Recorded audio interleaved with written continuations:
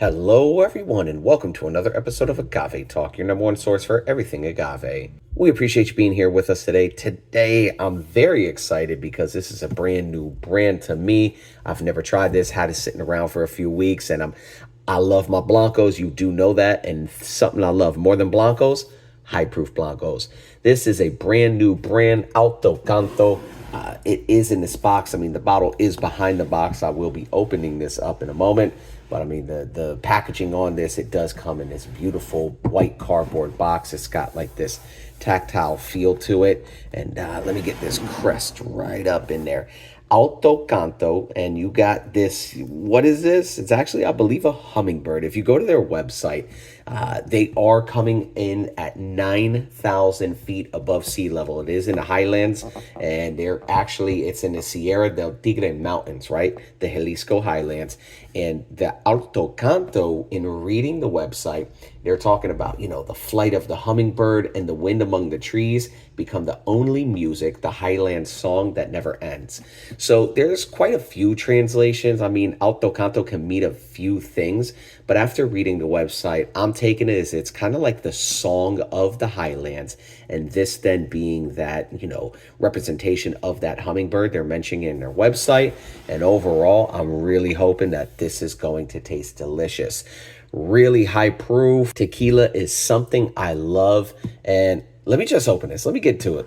There's really nothing else more to see here in the box, but the bottle itself right there, the branding on this is beautiful. You do, when you open it up, have this book right here. Let me try to get this out without actually ripping anything. Okay, there we go. So you got the Alto Canto, the Tequila de Altura, right? Like that high altitude. They're really putting that branding out there. And like I said, go check out the website. They mentioned that because of being 9,000 feet above sea level, is that, that high altitude and the low pressure results in a better quality process. But they're saying then, even too, at that altitude, the endemic yeast, the distillation process, and the aging on top of the mountains really gives a different flavor that they're saying is unrivaled, okay? So taking a look here, you can see this Tequila de Altura, right? That altitude, high altitude tequila. Just basically everything I pretty much said. It's kind of the same stuff they're saying on their website, and this is additive free. They're saying only 2 ingredients, water and agave, right? I mean, does the yeast count? Minuscule stuff, right? But water and agave, really, that's it. Really pure is what they're going for.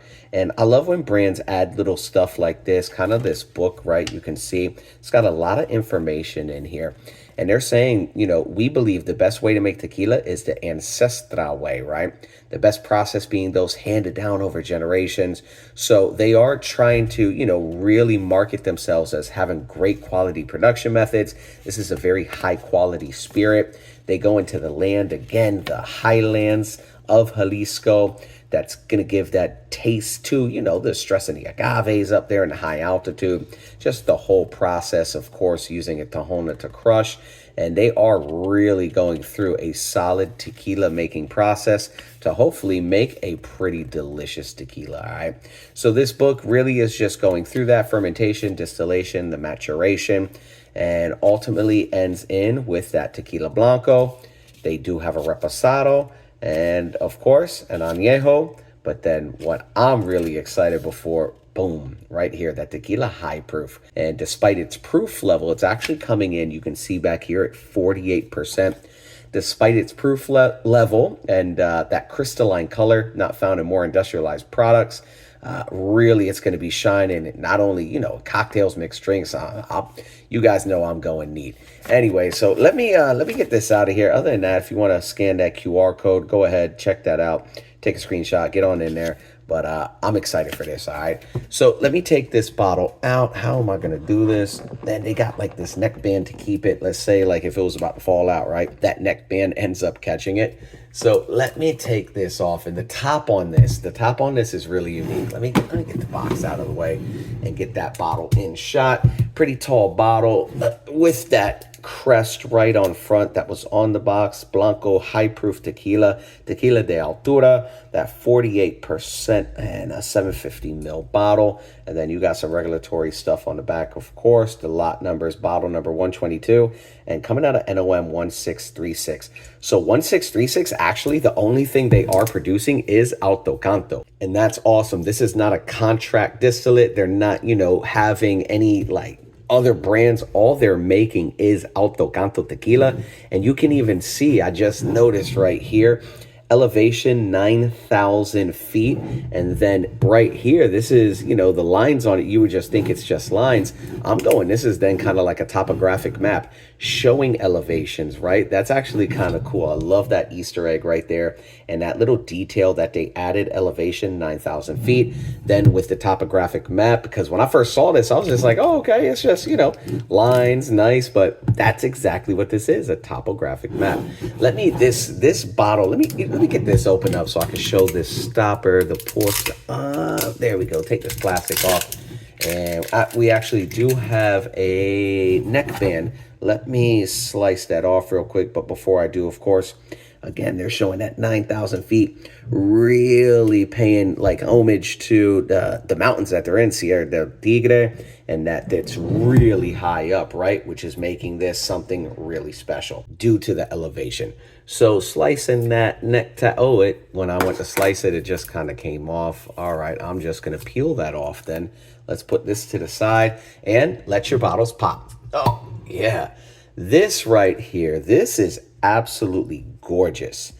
I'm not even sure what this is supposed to represent. This looks like some volcano. This looks like some meteorite kind of like. This is really cool looking, this top. This is not something you see. I wonder if every bottle topper, like, is it unique, right? Do they all have the same exact shape? Or is this like one of a kind of thing? And again, just nice branding. But hey, let's put this to the side. Let me pour this out. I appreciate you being here. If you have not done so already, please hit that like and subscribe, as well as follow us on Instagram at Agave Talk. All right. Poured myself a little bit more because I already know this right here, high proof Blanco with the production methods and only in the distillery. All they're making is this. I got high hopes right now, so we shall see. And cheers! Shout out to the whole team out there. And this high proof, this is why I went with. They got the whole lineup: Blanco, Repo, and Añejo. The high proof, I wanted to taste it as pure as possible, and they are sharing that this is coming right out of the still. Again, the Tahona process, and they're using natural spring water during that fermentation as well. Oh, and oh my gosh. Oh, that copper pot distillation. Also, when I just smelled this, that is agave in a glass. Oh yeah, I am getting what's down this here on the bottom? What is that on the bottom? I don't know what that is. 20. I was just looking at the glass and the bottle as I was behind camera. I just know. Anyways, this right here. Let me get this back to my nose. Oh yes. Oh yeah. This is agave through and through. I am getting some ethanol though, but this is definitely agave through and through. And I wonder. I can't say it's an agave bomb though. I can't say it's an agave bomb. It's definitely agave forward. They were talking that smoothness earlier, which is really just a lack of ethanol. I am smelling just on the nose. There is a good bit of ethanol. It's really actually balancing between the agave and the ethanol. They're kind of fighting each other. You do got some black pepper on there, but it's also very mineral with kind of like milky. We would say lactic. It's got some lactose for sure and some mineral, but predominantly,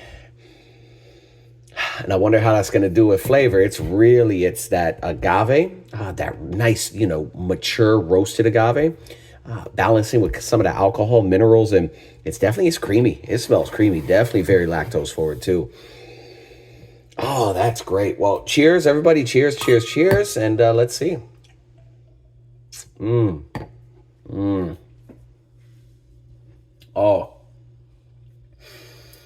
Oh, that's great. Oh, yeah. That's definitely got some good pepper. I'm feeling it going down. No ethanol though. The ethanol and alcohol was definitely in the nose, but it's more of that pepper and agave coming through, and it's that creamy, it's minerally. Oh, that's interesting. And I feel it. That's that 48% for sure. Let me take another sip. Mm. Mm-mm-mm.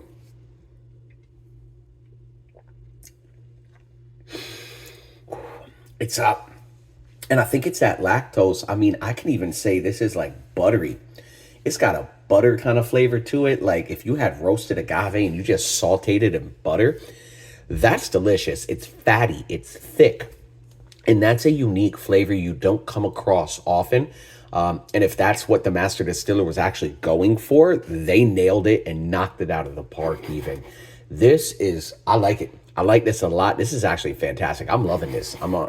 That's it. I'm moving like to love. Hold on. Let me take another sip. Mm. Mm. Mm-hmm. And I'm saying I love this. Oh, I'm saying I love this for the unique fact that I'll be honest, I was expecting a lot more agave on there. The agave's in the nose, but on the palate, it's not like a super agave bomb, super agave forward. It's agave, it's there, but it's more lactose, milk forward, buttery. And that to me, that's super interesting. And that's why I feel that I'm loving this. Because, you get some great tequilas and a lot of tequilas that really are agave forward. I love that. That's a flavor I really want. But also, too, it could start kind of tasting the same. This is now taking it to the next level. I don't even want to say next. It's just some different level, right? Some alternate universe where that lactose, that creaminess, that thickness and butteriness is really giving to a delicious spirit. Let me take this last sip. Mm. Mm-mm-mm. Mm. Mm. That is so interesting. It's got like a brine to it also even. There's some veggies going on, but after that initial taste, that initial pepper, it's opening up definitely to a lot of those other flavors. But there's a bitterness. I'm wondering if some of that bitterness might turn some people off towards the end. But for me, I'm really digging this Alto Canto. This is delicious. I'm loving this right now, and even too just for that uniqueness of really bringing in those flavors of just like creamy butter, milk, lactose, which I don't know, kind of might sound disgusting to some people, but it does this and takes it to such a unique level that this is a really unique spirit. Well, cheers with that. Absolutely. I am going to pour myself another glass, and I appreciate you being here. If you have not done so already, hit that like and subscribe, as well as follow us on Instagram at Agave Talk. All right. Take care, everybody. Drop those comments down below if you've ever had this before, and wait for the next one.